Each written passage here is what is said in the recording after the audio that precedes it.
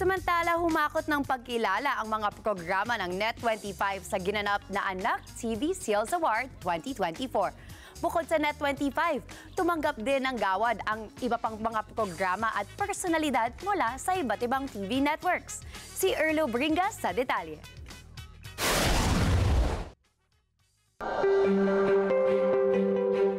Labindalawang gawad ang natanggap ngayong araw ng Net25 dahil sa patuloy na pagbibigay ng child and family-friendly programs sa manonood. Sa ginanap na awarding sa EBM Convention Center sa Quezon City, dito tinanggap ng mga personalidad mula sa iba't ibang programa mga plaque ng pagkilala dahil sa patuloy na pagtataguyod ng mga programa na pakikinabangan ng marami.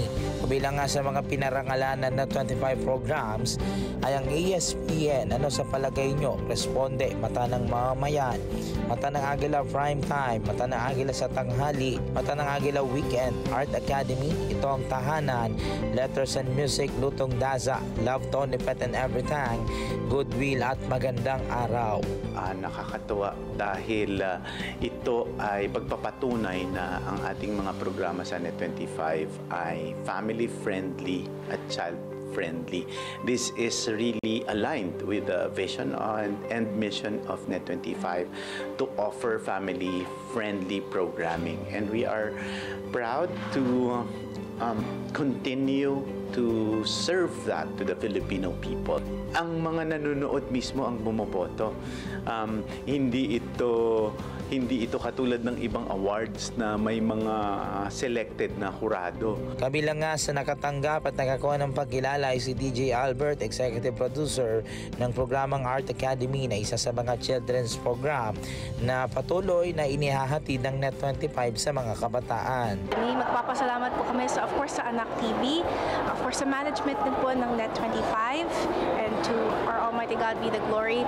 We're just very grateful for this award because for Art Academy, we work very hard to create content for the youth and for children. It's very important for us kasi nga po mga kabataan ang future po natin. So we make sure that we educate them through fun things na gusto po nilang makita, but at the same time, again, it's very important na educational po for their future.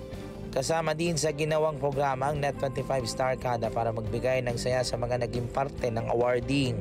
Bukod sa Net25 programs, tumanggap din ng Gawad ang mga programa mula sa iba't ibang TV networks dahil sa pagiging child-friendly programs.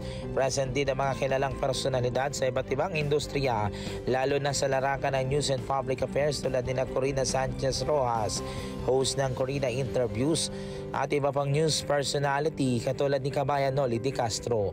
Tumanggap din ang pagkilala mga showbiz personalities mula sa iba't ibang TV networks dahil din sa patuloy na pagiging role model sa mga kabataan sa patuloy na pagbibigay ng impormasyon, entertainment at iba pa sa pamamagitan ng telebisyon.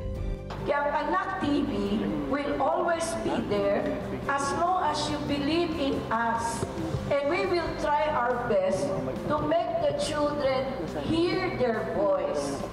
Kasi po, dahil sa media exposure, dahil sa internet, nakikita natin mas matalino ang mga bata ngayon. No? Kung ano man yung natutunan nyo, sana mga may values.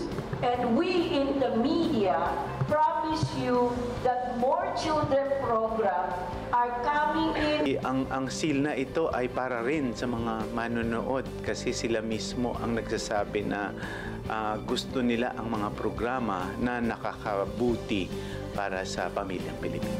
Erlo Bringas para sa Mata ng Agila, matatag, matapang, matapat. At yan ang hot stuff, basta ang mga balitang patok sa panlasa ng Masay Pasok, meron yan dito. Ako po si Gianna Lianes, balik sa inyo, Alex at Ali.